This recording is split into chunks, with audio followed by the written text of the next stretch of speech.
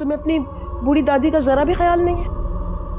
तुम्हें पता है ना तुम्हारी इस तरह चीजें उठा उठा के फेंकने से मुझे कितनी तकलीफ होती है।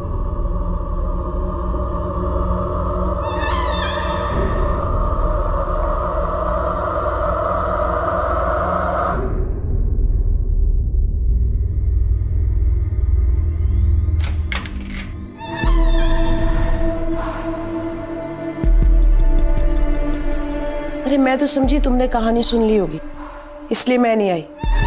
चलो अब अपना गुस्सा छोड़ो।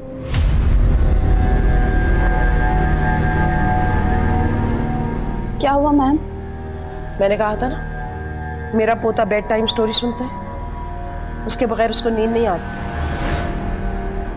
मैं कहानी ही सोच रही थी, मेरे जहन में कोई अच्छी कहानी नहीं आ रही थी। अब याद आ गई है, अभी सुना दो रूफी को। नहीं, अब रहने दो। अब इसका गुस्सा कम करना है तो मैं कहानी सुनाऊंगी इसको। हाँ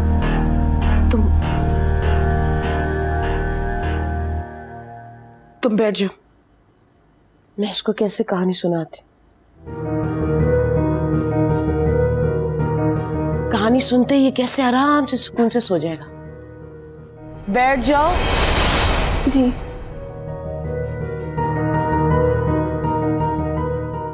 मैं आज अपने रूफी को इसकी पसंदीदा कहानी सुनाती हूँ, नन्हा फरिश्ता।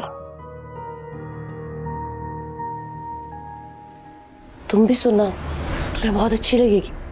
ज्यादा पुरानी बात नहीं है। एक नन्हा फरिश्ता रहा करता था,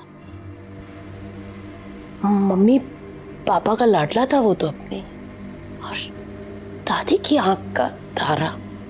और एक दिन वो अपने मम्मी पापा के पास गया और शहर से बाहर जाने की जिद करने लग गया, और उसकी दादी ने भी मजबूरन उसको इजाजत दे दी। और उस रोज ऐसी आंधी आई कि मम्मी पापा को और छोटे फरिश्ते को साथ लेके चली गई। और जो रह गई ना वो एक टूटी फूटी गाड़ी। पता क्या, दादी को उस आंधी पे बहुत गुस्सा आया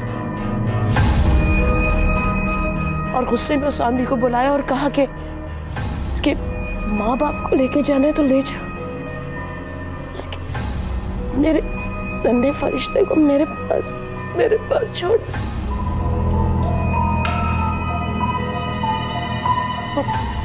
पता है उस आंधी ने क्या कहा? उसने कहा ठीक है मैं छोड़ जाऊंगी,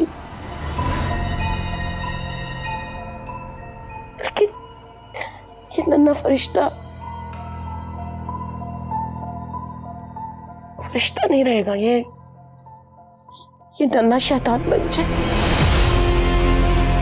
नन्हा शैतान बन जाएगा। नन्हा शैतान बन के मिले।